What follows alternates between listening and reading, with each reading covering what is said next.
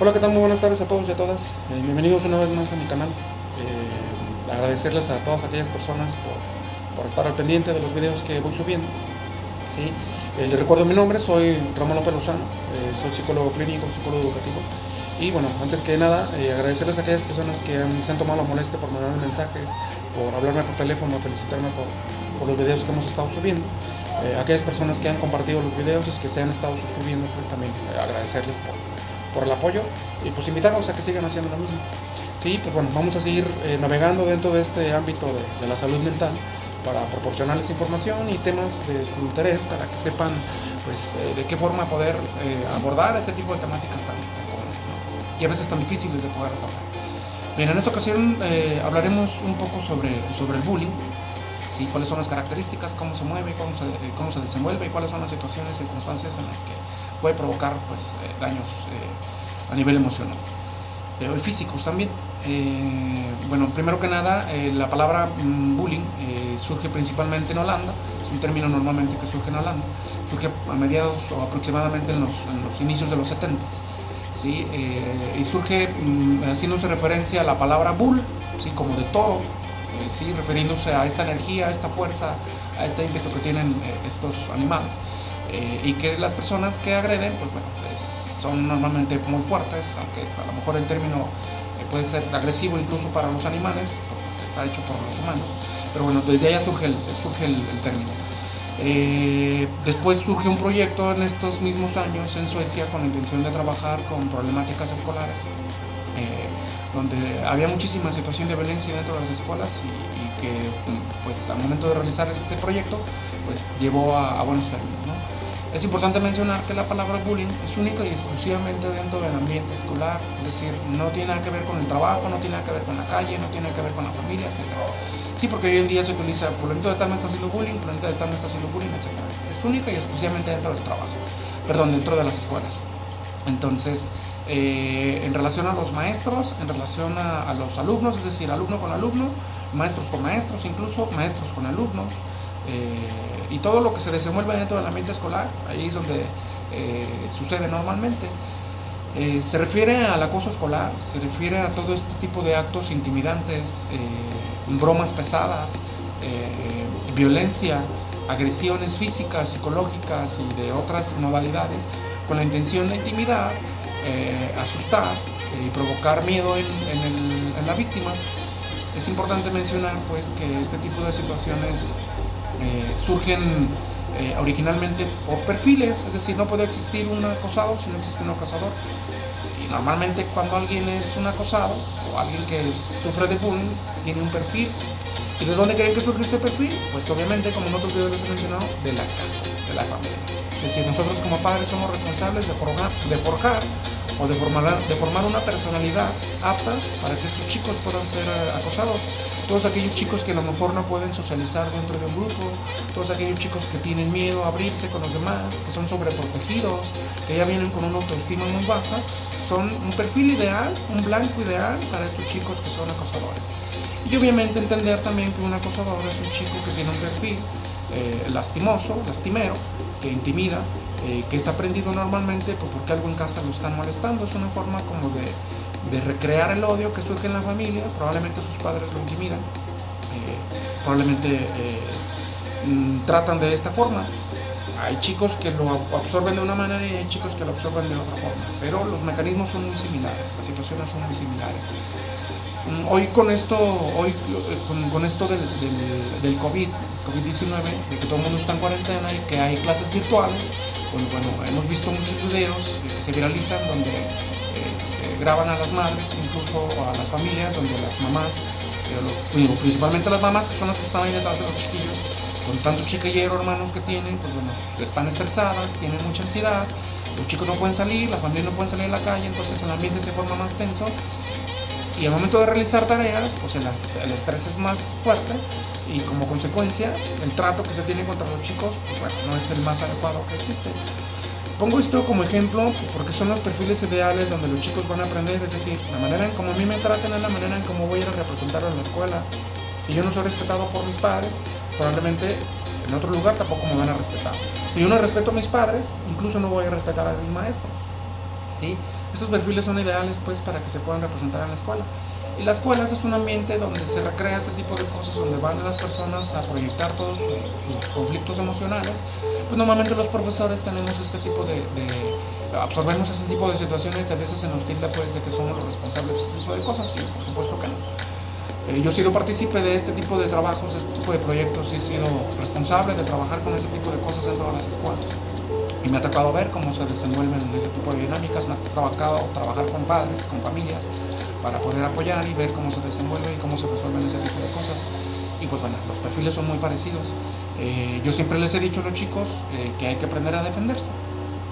Defenderse no significa venir a golpear e intimidar, como nosotros lo hacíamos en nuestra generación, ¿sí? De venir a resolverlos a golpes a la salida, ponernos de acuerdo sin necesidad de que un maestro viniera a resolverlo, que en las escuelas además ni siquiera se daban cuenta. Ustedes recordaron pues que en la escuela uno lo iba y lo resolvía, como lo mencioné hace rato, sin necesidad de que los maestros vinieran a apoyarnos, ¿no? Si yo llegaba a mi casa sin mochila, sin borrador, o nosotros llegábamos pues a casa con algún morete, lastimados, nuestros papás nos ponían otra zumba, y muchos compañeros, amigos, ustedes recordarán pues también que las frases de nuestros padres eran: si tú no vas y te lo chingas y te defiendes, yo vengo contigo y te voy a poner otra para que se te quite lo tonto, ¿no? Entonces uno tiene que venir a resolver ese tipo de cosas. Hoy en día ese tipo de cosas también son por las generaciones, es decir, la generación va cambiando y se supone que la violencia debería disminuir, pero parece que empieza a incrementar.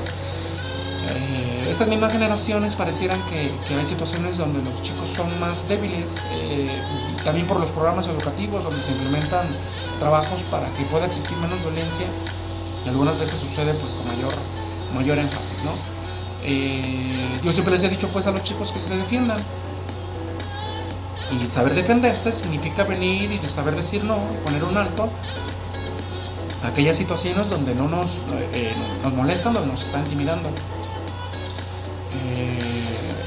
Si yo no observo como alumno, como estudiante, que mi maestro no me pone atención, que vengo y me quejo con él y le digo: oiga maestro, fíjese que por ahí me está molestando, yo siempre le digo: bríncatelo. Si tu maestro no te hace caso, bríncatelo y busca los perfectos, busca otro maestro, busca a alguien más para que te ponga atención. Si te acercas con alguien más, con un perfecto, con una perfecta, y tampoco te pela, no pone reportes, no pone llamadas de atención, bríncatela o bríncatelo. Busca al orientador. Hoy en día hay más orientadores que trabajan en este tipo de cosas. Búscalo a él, acércate y dile: si no te resuelve este tipo de cosas, bríncatelo y busca a la directora, al director, a quien sea. Si la directora no te hace caso, entonces yo sí les digo: chíngatelos. Bueno, no les digo así pues, pero mete las manos y ahora sí defiéndete con tus propios medios. ¿Por qué? Algunos papás me decían: oiga maestro, lo van a correr, lo van a expulsar por ese tipo de cosas, ¿no? Y les decía, como normalmente ese tipo de cosas ya no llegaban hasta allá porque yo ponía un límite, pues yo sabía hasta dónde llegaban, ¿no?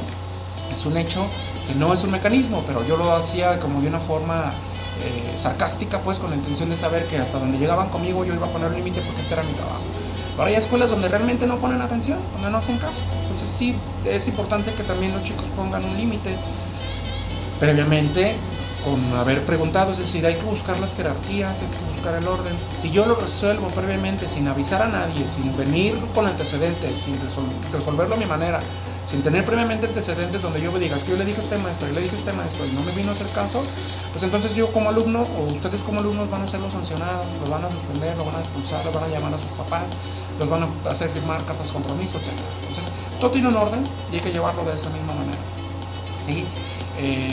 Todos estos chicos que están en las escuelas y que son aislados, que de repente no quieren salir al recreo, que de repente tienen hambre, no tienen hambre, que de repente les duele la cabeza, que se levantan en la mañana y les da flojera ir a la escuela, algo está sucediendo con ellos, por alguna razón no quieren ir a la escuela, y un indicio puede ser este tipo de cosas. Entonces es importante que los padres estén alerta con ese tipo de situaciones para que puedan venir a apoyar. Es decir, los perfiles pues se forman dentro de casa. Si yo formo a un chico que no sepa defenderse, lo sobreprotejo, lo voy a llevar a la escuela a que sea un perfil ideal para que lo puedan sancionar, lo puedan acosar, lo puedan lastimar. Si yo soy una persona que intimido a mis hijos, que los lastimo, probablemente este hijo va a crecer con la intención de venir a intimidar, a molestar a aquellos que se dejan y que son factibles de poder, o que son vulnerables a que yo los pueda intimidar. Este tipo de perfiles son muy comunes, pues. Son blancos perfectos para que esos chicos se los puedan intimidar. Y bueno, pongo el ejemplo de la cuarentena, pues porque el estrés ha aumentado, la angustia ha aumentado, la ansiedad ha aumentado, y pues bueno, vemos a los padres que se desesperan porque los chicos no entienden las tareas que les dejan en casa, y pues bueno, aparecen los gritos, aparecen los insultos y aparecen los perfiles, ¿no? Y poco a poco se empieza a recrear ese tipo de cosas en las escuelas. Entonces los padres somos responsables en cierto sentido del trato que les damos a nuestros hijos para que pueda aumentar este estrés. Agréguenle que tienen baja autoestima, son perfiles y blancos perfectos para que puedan ser molestados, ¿sí? ¿Qué tipos de bullying o qué tipo de acosos existen? Son varios, bueno, mencionaré 4 principales, que es, uno de ellos es el bullying psicológico, que se caracteriza por intimidar, por asustar, por amedrentar a sus compañeros, por decir ciertas cosas discretamente sin que los demás se den cuenta, con la intención de venir a intimidarlo. Lo hago normalmente sin que el profesor o la profesora se den cuenta entre los pasillos. Lo intimido diciéndole que lo voy a molestar, lo intimido diciéndole que le voy a quitar el lonche, que lo voy a reportar. Y bueno, si yo no soy soy una persona que me sé defender, probablemente voy a caer en este juego. Es el más discreto, pero puede ser muy dañino. Después aparece el bullying verbal, que son aquellos insultos, bromas pesadas. Hay que entender que hay un hilo muy delgado entre las bromitas que existe, las bromas que todo el mundo podemos compartir, y la intimidación, la agresión, ¿sí? Faltarle el respeto, burlarse de la familia, burlarse de los papás, ponerles apodos que los chicos no quieran recibir, y bueno, se les permite, y además todavía los demás se borran, ¿no?